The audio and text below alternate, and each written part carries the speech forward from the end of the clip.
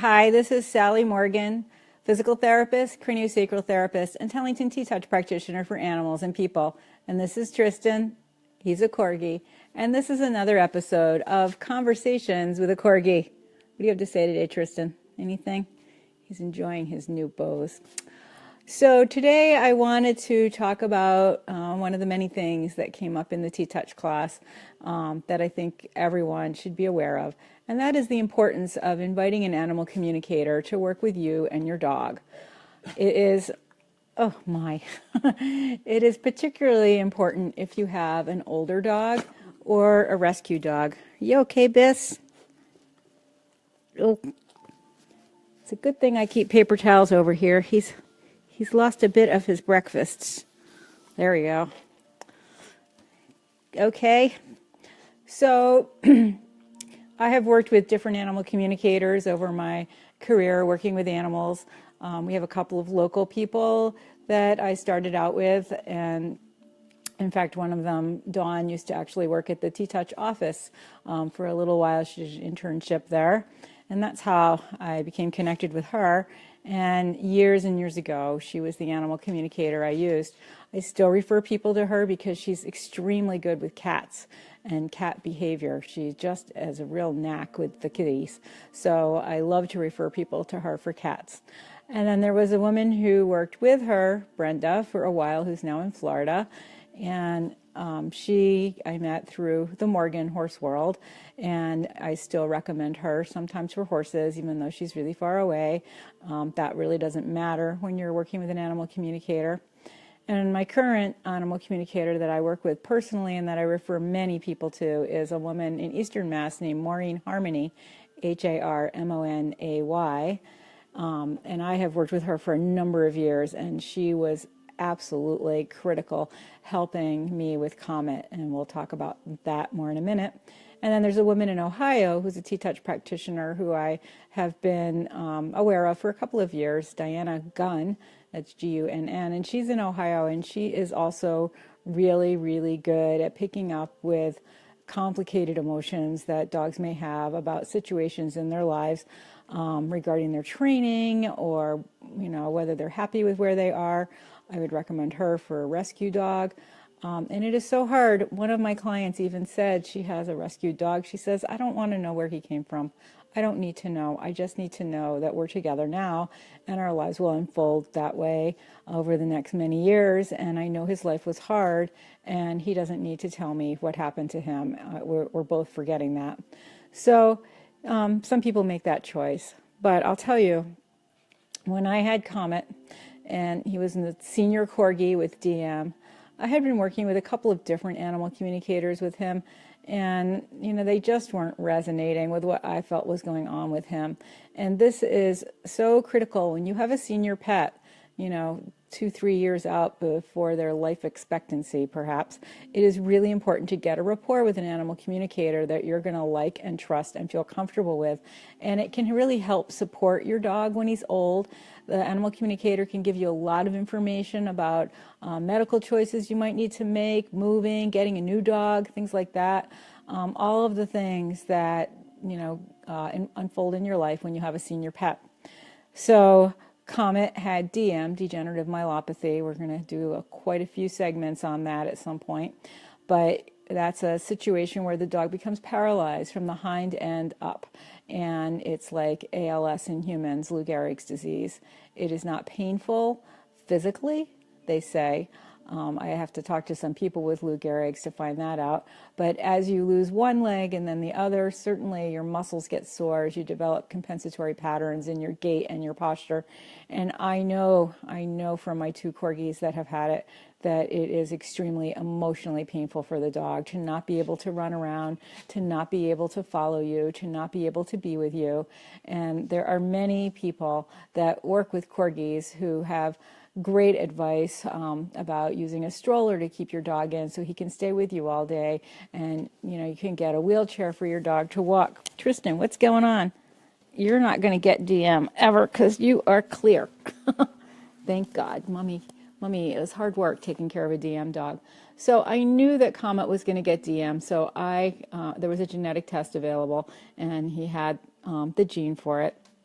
And my sister and I had noticed compromised gait in him from early on, and we knew that it would happen eventually. So I definitely wanted an excellent rapport with an animal communicator to help his progression through that disease process and explain to him what we were doing and ask him what he needed.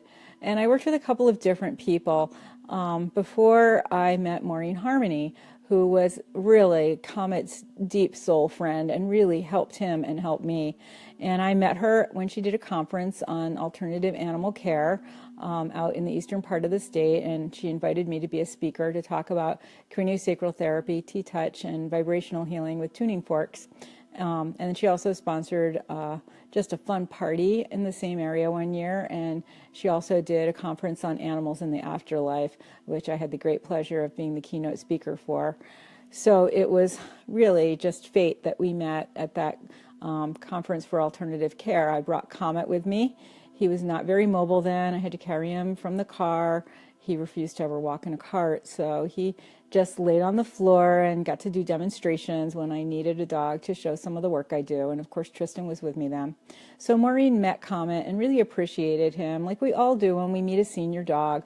There is so much wisdom in an old dog, and they had a good connection. I could see immediately that Comet looked at her a different way than he looks at lots of people he meets, and they just had a good connection. So later on, when things were getting hard for him, he was barking a lot. A lot of senior dogs do this, especially dogs with DM. Their voice even changes. It becomes high and raspy and kind of quiet and sad because Corgis have a big bark. But Comet was having a lot of trouble in the evenings, and he was sundowning like old people do. And so he was barking and scrambling with the two legs he could use, and he was really uncomfortable as it got darker and darker. It was the fall, so it was getting dark early, and then with the time change, he was really thrown off. And I talked to my sister, Dr. Judy Morgan. You can see her at drjudymorgan.com, and she gave me a bunch of different things to try for him. I had colostrum, a bunch of different herbal supplements.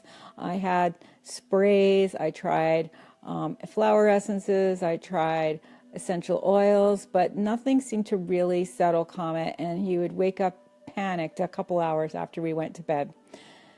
So I called the animal communicator I had worked with off and on during his lifetime, and she said, oh, he's just like an old lady panicking, wanting to lock the doors and windows and make sure nobody can get in. And that didn't seem right to me either from the old lady perspective or the dog perspective, because I have worked with people with Alzheimer's for many, many, many, many years. And I have to say, oh, I think we have a tick. Bisky, I'm sorry. They are everywhere out there. Oh, that might be where there was a tick. Oh, thank God. Yep. That's an X-tick, I think. Oh, so, and the people I've worked with Alzheimer's, also, I noticed that they had a grain of truth in whatever their panic was when they were sundowning in the afternoon. For instance, they were concerned about where their glasses were, only to find out that, in fact, someone had stolen their dentures that morning. So there was always something going on when they were panicking.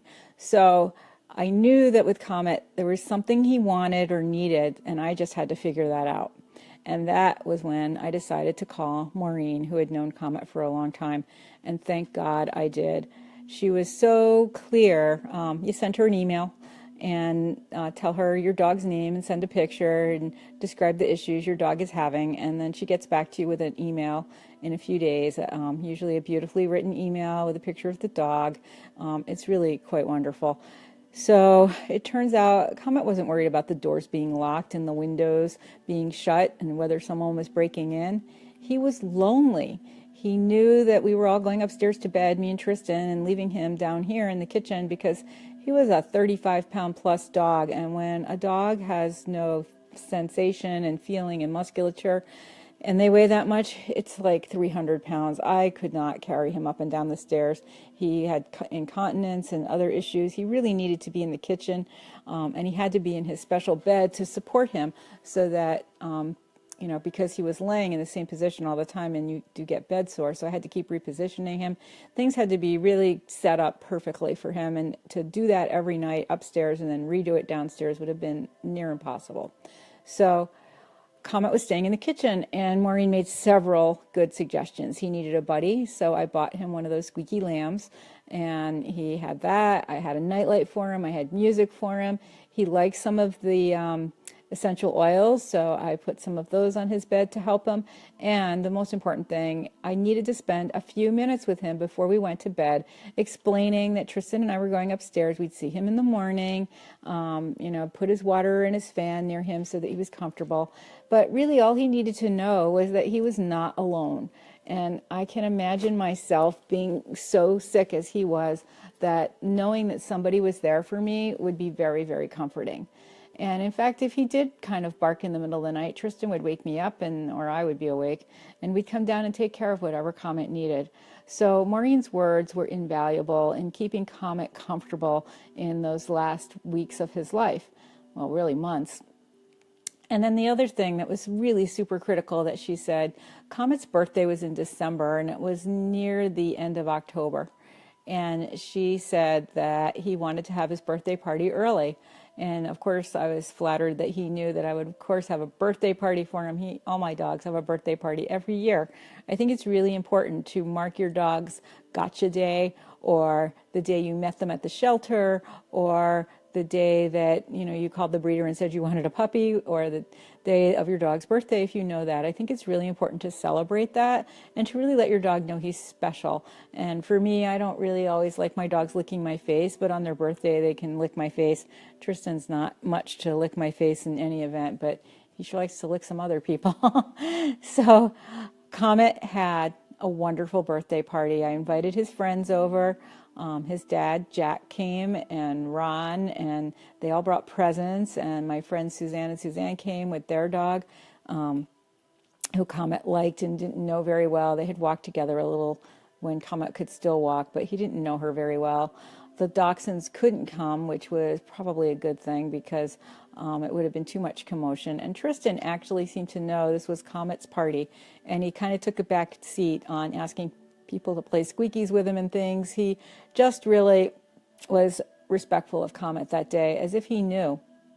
We had a birthday cake, and Comet ate some of it and got it all over his face, and he was really happy. He had all kinds of different treats people brought him, and it was a wonderful day. And it was about maybe 6 weeks before his actual birthday.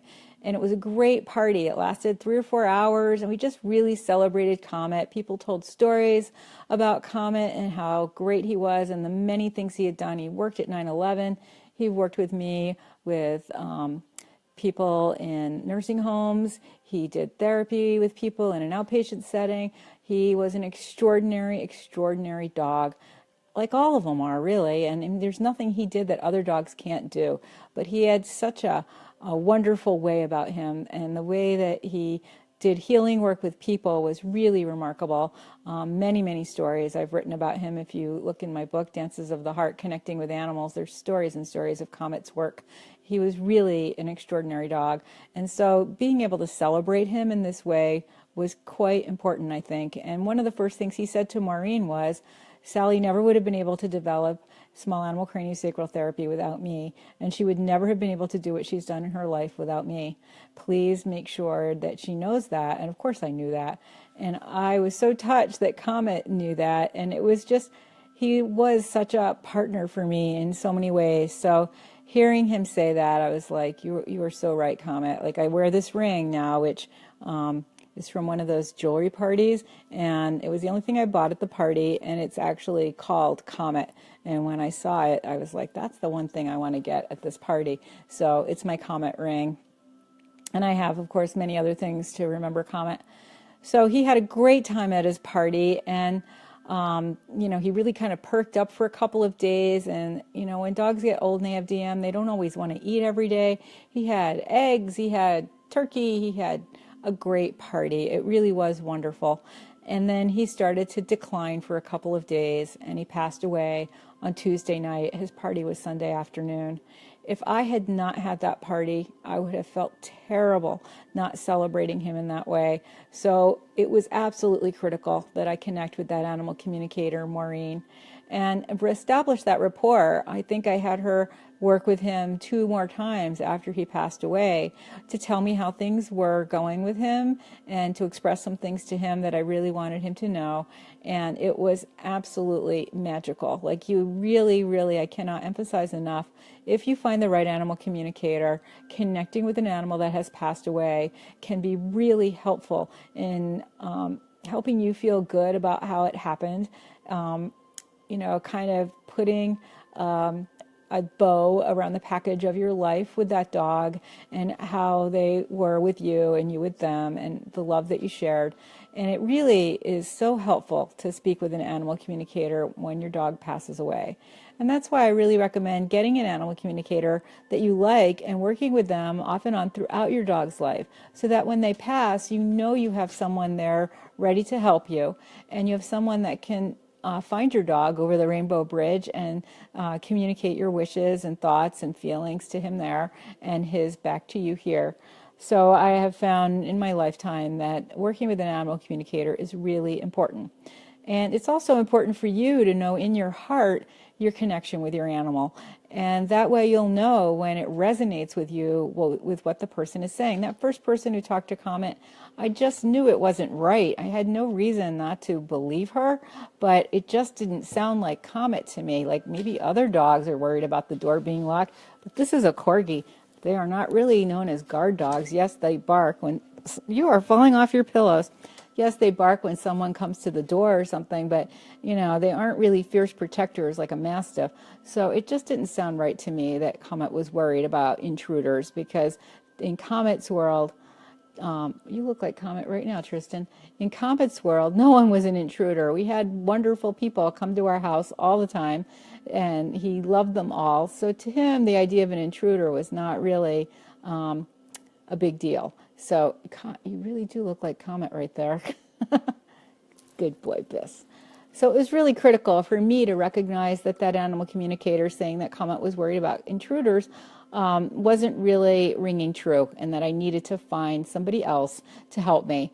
So I really encourage you to check out Maureen Harmonay. It's Harmonay. Check out her website. Especially if you have a senior dog or a sick dog, connect with her and try to find out more about what's going on with your dog so that you can help him, or your kitty or your bunny or your horse. It makes a big difference to have a rapport with an animal communicator. And I know that in some places people are still pretty skeptical about this process, but you know yourself what your dog is thinking and feeling. You know whether he likes to play ball, or whether he likes to play soccer, or whether he likes to go for a ride in the car. So you're already communicating with your own animal, and an animal communicator does the same thing, just from a distance. And a lot of people are really called to do this work. We had a woman in our T-Touch class who is in training to be an animal communicator, and she needs to do 75 sessions before she can finish her work. And I am going to give her contact information for Michelle at Monkey's House, because there's a good 30 dogs, 40 dogs there that she can connect with right now and talk to. So, it really just is coming from a quiet place in you, the animal, and the animal communicator, that you get this information. My friend Dr. Bernie Siegel has many stories of working with animal communicators to find dogs, and one time his dog was missing, and just recently missing, like for hours. And he connected with an animal communicator who said, make your mind still. You're in such a panic that the dog can't tell me where he is so that you can find him. And when Bernie just calmed down for a minute, and for this we have the wonderful assistance of the T-Touch Heart Hug, the dog immediately appeared and said, oh, I'm back here. I jumped out of the car when you opened the door at the gas station. I'm here waiting for you. And so Bernie just had to drive a few miles back, and sure enough, there was his dog waiting for him. And he is a huge believer in animal communicators. And really, it can't hurt. What's going to happen if they're wrong, or, if you don't believe in what they're doing and you think it's just too extreme? But in fact, they can be so useful, and they have definitely helped me in my life with my animals. With horses, I've had lots of different animal communicators help me with horses I've been working with as clients to establish what kind of work they wanted to do, whether their back hurts, whether it started with this saddle or that saddle, what kind of things are they feeling in their bodies? And riders too. Sometimes when you've been working with someone that wasn't really a good fit for you as a trainer or an instructor, and you feel a lot of regret for how you treated your animal, sometimes an animal communicator can bring you a lot of comfort because you can express to the animal that you're sorry. You didn't know when you hired that person to work with you and the animal that they were going to be the way they were. You didn't have the knowledge that you have now. And animals are completely forgiving. So sometimes hiring an animal communicator to work with you can be as much for you as it is for your animal. And certainly once the animal has passed, it's really, really useful to connect with them. So I encourage you to establish a rapport with an animal communicator that you feel comfortable with. Some come to your house. Some do it long distance from California to Massachusetts. And, I sometimes try to get people that I know, but it doesn't really matter. You will know the person after you connect with them. And in the old days, you used to schedule a telephone consult with someone at like 10:15 on Friday, and then they would call you or you would call them, and you'd basically talk to the dog for 15 minutes, and then they'd move on and do the next client. I don't think so many of them work that way anymore, where they're speaking to you directly on the phone, which is kind of good because then you have the email with a lot of information written down that you can look back to. And boy, I sure love going back over the words that Comet communicated to Maureen before he passed. It really means a lot to me to have those beautiful emails from her. So, that's how more and more animal communicators are working now. But I've noticed myself many times when I have been with an animal, we're working with an animal communicator, that the animal will come to the area, like if the person's on the phone, the animal will come and lay down and look at you in a different way, kind of like saying, thank you for hearing me. And I have seen this with horses. One of the animal communicators around here used to actually go to the barn and do a whole lot of readings for people over the course of a day. And really, the difference in the animal's demeanor, posture, presence, and attention is quite dramatic when they are feeling heard by having an animal communicator in the barn. So I encourage you to try this. And I also do myself something called emotion code, which releases trapped emotions from the tissues of the body. And trapped emotions can prevent you from being all you can be and from doing what you want to do. And they can keep you from making connections in your world and, can contribute to fear and anxiety in your life. So this work is also done long distance. It's again called Emotion Code. And there's a link about it on my website, a page about it on my website.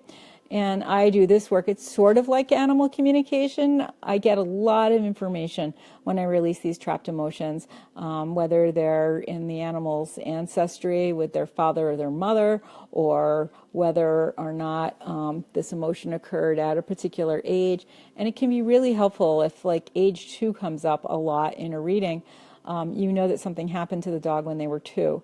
And usually the owner can piece things together, even with a rescue dog, and know what happened at that point in the dog's life. And often the emotions, always, the emotions are cleared completely in that session. So it is like animal communication, but you can't call an emotion code practitioner up and say, why is my dog, having a hard time with this particular food? Because trapped emotions are not the same as talking to an animal communicator, and they're not the same as talking to a vet. So it's really helpful for emotional issues with dogs and cats and horses, and establishing a connection with your animal. There's a thing in emotion code called a heart wall, and so if I release the heart wall on the animal and you, then you can connect in a more deep way, and that has been really satisfying work to do for horses and riders in particular, competition dogs, when they really need a good, strong connection with their person for communication. So I really encourage you to check out some animal communicators in your area, and if you have ever thought of studying it, there's tons of online courses now. I have worked with Penelope Smith. She actually wrote a nice thing for my book. She was the original animal communicator in California, and there's a woman named Carol Gurney out there. I believe she has an online course. I love her. We met at a horse expo and just had an immediate camaraderie. So this is Tristan Corgi and Sally Morgan. Signing off for another episode of Conversations with a Corgi. In fact, tomorrow and Tuesday, we will be at our job as an educator in a different field, and we will be back on Wednesday with another episode of Conversations with a Corgi. It's been a bit of a whirlwind for me. I'm still catching up. I have so much to do before I have to be at work. And I had a great day yesterday going to a fundraiser for a therapeutic equestrian center, and I have a new client dog, which I may talk about on Wednesday. We'll see how that goes. So we will catch up with you on Wednesday at 8:25. Hopefully I will be back on schedule by then. I have so much to do in the mornings. I can hardly get presentable by 8:25 at this point, but on Wednesday it should not be a problem. So, and then we will be going to the beach next weekend, and we're not exactly on the beach, but we may do some of these broadcasts from the beach if I can schlep everything across the street while we're away for Memorial Day.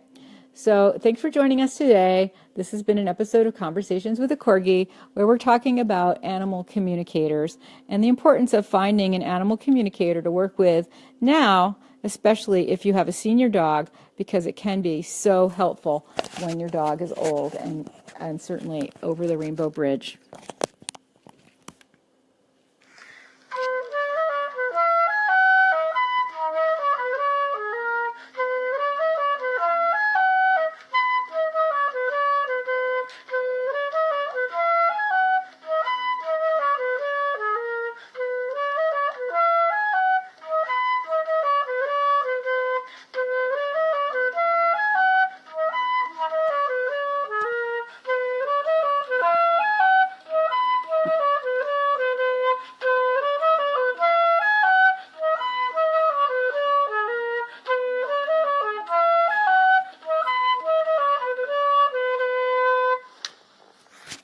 Have a great day.